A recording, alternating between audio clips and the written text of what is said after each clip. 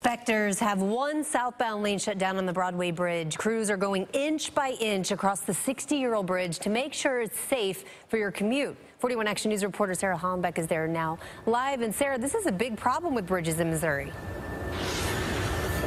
That's right. Hundreds of bridges are on this critical list, including the Broadway Bridge. And the big concern with this one, it carries about 60,000 people across it every single day. And if they do find any problems on this bridge, they could be forced to either shut it down or divert some of that traffic.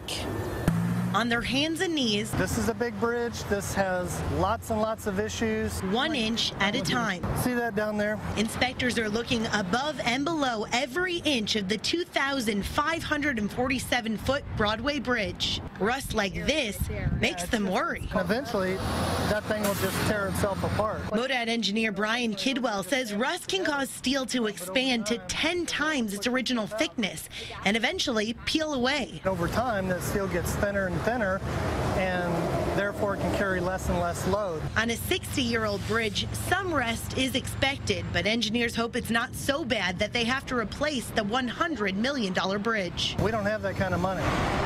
In 2009, MoDOT had $1.3 billion to spend on road and bridge construction.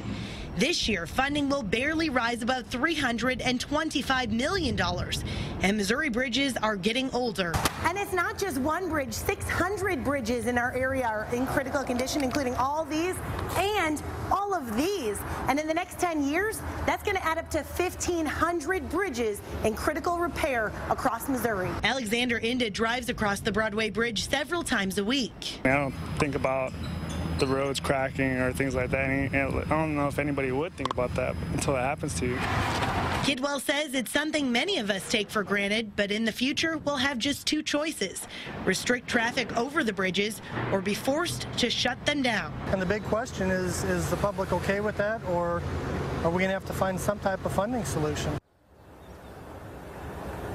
Now, one of those funding solutions is using fuel tax to try and pay for improvements on the bridge. But of course, that means all of us are going to have to pay more at the pump each and every time we go. Now, in case they don't find anything wrong with the Broadway Bridge, it will reopen with all lanes starting on Friday morning. But if they do find something wrong, they are going to be forced to shut this thing down and try and fix whatever it is. Reporting live in Kansas City, I'm Sarah Hollenbeck for 41 Action News.